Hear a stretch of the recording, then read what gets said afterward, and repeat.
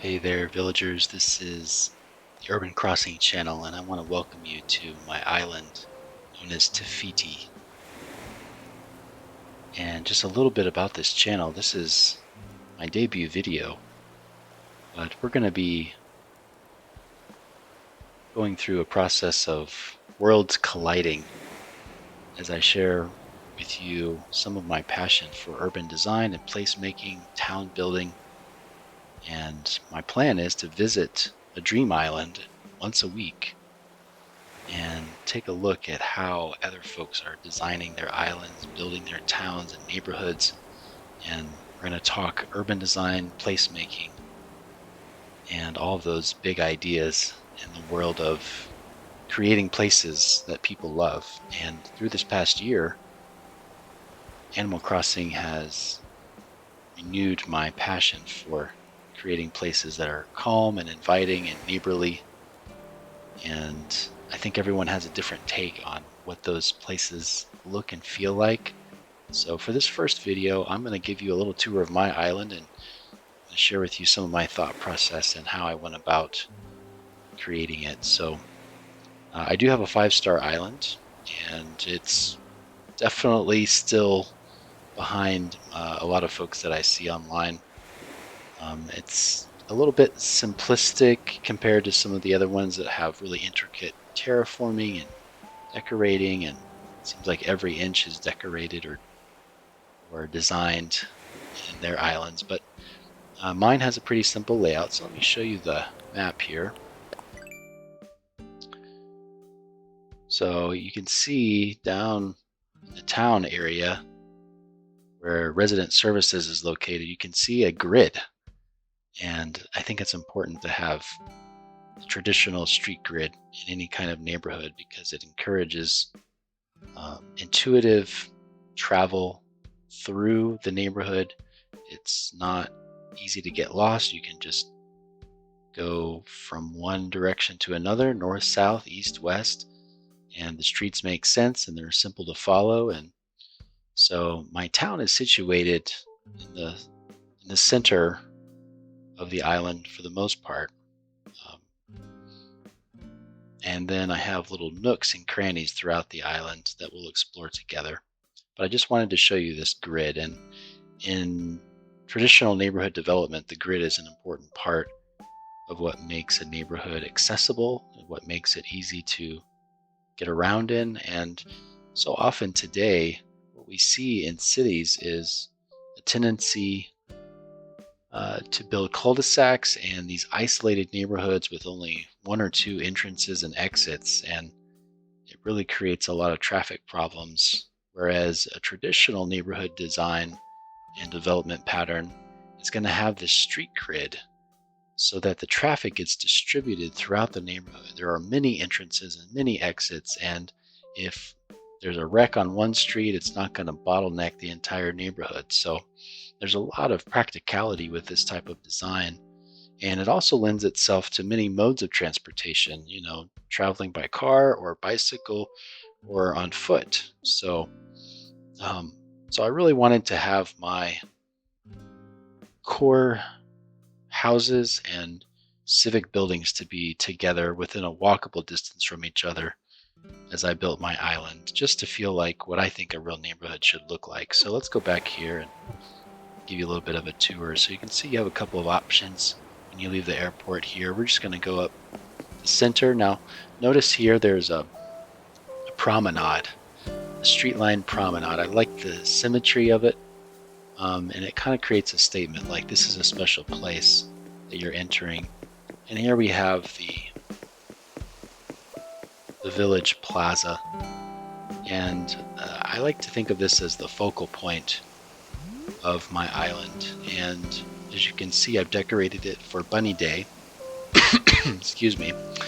And this is what I like to do as the seasons change. I like to redecorate with the seasonal arch and with the other decor elements. But one or two things stay the same throughout, and that is these park benches. I always leave the park benches there because they kind of create that sense of a public square or plaza. But I might change out the trees. I might add some different decorations, but this is the focal point, and it's an extension of the plaza here in neighborhood services. So this is the center of town, and it's important for a town to have a center. One test of whether or not you have a strong town and a vibrant town is if your town were to have a revolution, where would you all meet? And in Animal Crossing, of course, the plaza is where we all get together for all the festivities. It's the gathering place. Even on a regular day, it's the place for doing yoga and exercising and selling wares. So this is the focal point. So I like to start here. Going over this way, we have some narrow sidewalks leading to the museum. And then you can see the neighborhood grid here with all of my villagers situated next to each other. I tried to balance a sense of public and private space. It's important for a city or a town to have a public and a private realm.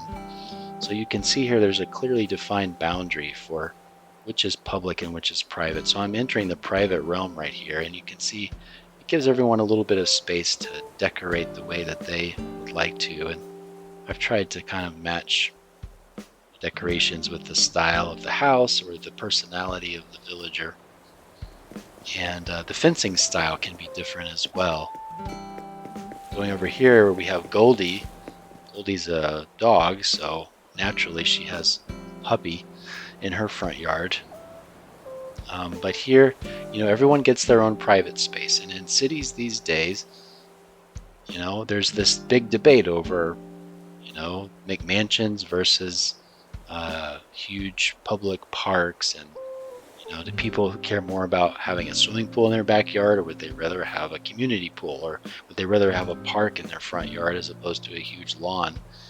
And I think we need a little bit of both. So I tried to achieve that balance here with a little bit of private space separated by a fence, but you can see the fence isn't completely closed off. It's open to the neighborhood, and you can still be neighborly, but it also defines the space a little bit. So up here we'll go up a couple of streets over. This is Lionel's house, and his space kind of looks like his personality.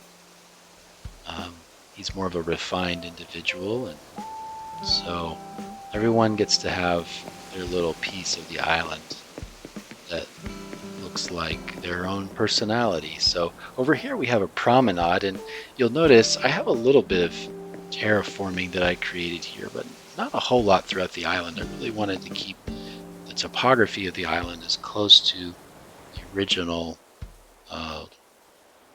topography as possible. So I kind of overlaid just some, this was a narrow strip, so I went with that. And I overlaid a promenade here. This is kind of a children's area where a lot of the children's activity items are situated, leading to the beach. So there's a promenade leading to the beach, and here we have one leading to a lookout and to the beach as well. And then you go up here and you have some more trees lining it. An important principle in urban design is having a sense of enclosure, and I've tried to create that as you approach different things, having a sense of boundaries. And the street trees really define the street, and they give a sense of enclosure as we're walking along our way. Here we have some eateries, snack machines, as well as some kind of carnival type food, cotton candy and ice cream and popcorn. And what you'll notice here with Able Sisters, this is what we would call a terminating vista. So as you approach the end of the street here, you have a focal point, and it's a really nice kind of anchoring view shed. As you approach the end of the street, you kind of gives you something to focus on. And it's really a defining feature in a lot of cities and towns is to have a street with a terminating vista. I'm not sure that I planned it that way, but that's how it turned out. Here we have kind of a public park area, and I change out these flowers seasonally. So kind of a mix of green space as well as public plaza space. Now this part is not so urban, but I kept it because my daughter made this section. She kind of she used her waterscaping and terraforming skills to create this cactus, and it's not the most like urban type of design, but we went with it because it's a reflection of her wonderful imagination. So, and then over here we have here's another house that belongs to, I think, Eloise, and she doesn't have much of a fence that separates her space, but she does have this this bench here, a picnic table, and that really gives her um, a place to invite and welcome her villager friends. Bianca's house is right here. And then over here we have a public park, basketball court. I haven't seen too many basketball courts in Animal Crossing, so I was kind of proud of myself for coming up with this idea. And then little seating area over here. Um, of course, you wouldn't see this type of outdoor furniture very often in real life, but you don't always have to have um, a densely populated city to create that urban feel. You can have little pockets that create a sense of community. Here we have some more houses. My ideal town or city is one that is made up of a collection of villages and neighborhoods and green spaces, but the thing that brings them together is this sort of neighborhood grid, this network of streets and sidewalks that give it a sense of a human scale. Going back over here, we're going to tour the other side of the island now. So here's kind of another row of houses. This one I left decorated for Halloween just because it kind of goes. And there used to be a house here, but I turned it into kind of an urban camping area. You wouldn't see that too often in a town setting, but it works. And here's another house with a sense of privacy, but yet still open to neighbors passing by. And this little table here, it's not completely private or separate, but it's open to other villagers who might want to enjoy it. Back in here is kind of my family dwelling area. This is actually my daughter's house, and over here is my wife's tent. She doesn't play Animal Crossing that much, but we made an account for her so we could have this tent area. And here's my house right here. I've got the mailbox, and I clearly spent a little more time developing my house because honestly I play the most in my family. But I think my kids just like to watch me play and come up with stuff. So again, kind of that balance of the public and private realm. Lots of trees. Going over here, we cross the bridge and we have kind of a street farmer's market area. And it's not like an intense market with a lot of stalls and a lot of things being sold, but just a little place to stop and grab some oranges. So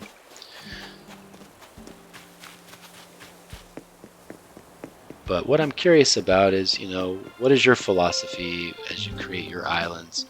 Are you thinking about urban design? Are you thinking about, well, this is the kind of island this is the kind of town I would like to have in real life? Or are you thinking purely in terms of this game and what kind of escape you would like to have and creating something that's completely different from your everyday life?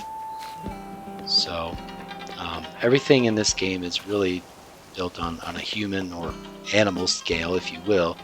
And I think there's so many opportunities to create very enjoyable places, little nooks and crannies, little places to stop and slow down and enjoy relaxation, or just sitting on a bench or sitting by the fire, mingling with neighbors. I mean, that's really what life is all about, right? So this is kind of the Japanese Zen, excuse me, Zen area. We've got the little pond, and here we have a terminating vista leading to the cemetery. So that's kind of interesting. I'm not like super in love with this section, but um, it is what it is for now. And then hopping over here, we've got this little trail area that my daughter made. It's pretty neat. And then I kind of went all out with the mushroom forest. And, you know, I think it's important for towns to have areas that are very natural, scenic, and encourage, you know, relaxation.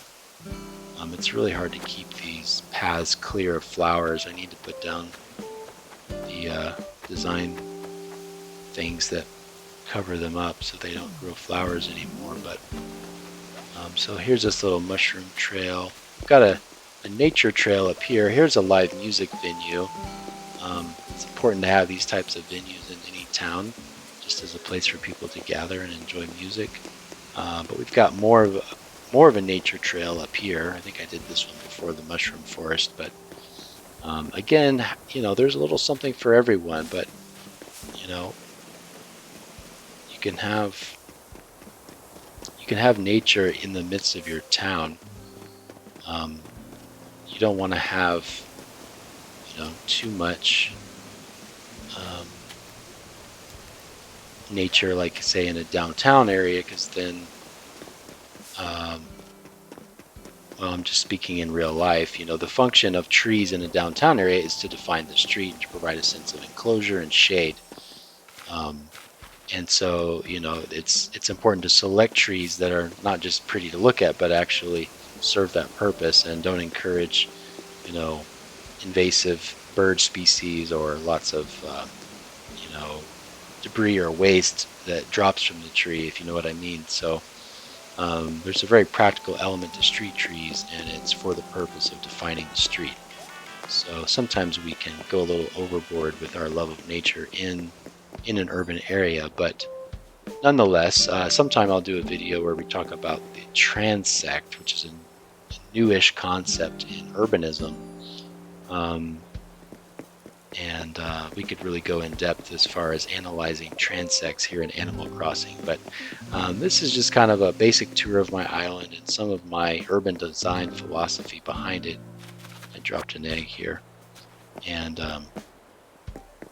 thanks for coming on this little journey with me. So like I said, I'm going to be touring different dream islands probably at least once a week, and I'm going to be talking about some of the urban design principles that I can see and some of the things that make these islands so great. And if you could imagine living on such an island in real life and what that might be like, and maybe we could work towards creating a little bit of that Animal Crossing magic in our everyday life. And maybe it starts with something as simple as sitting on a bench and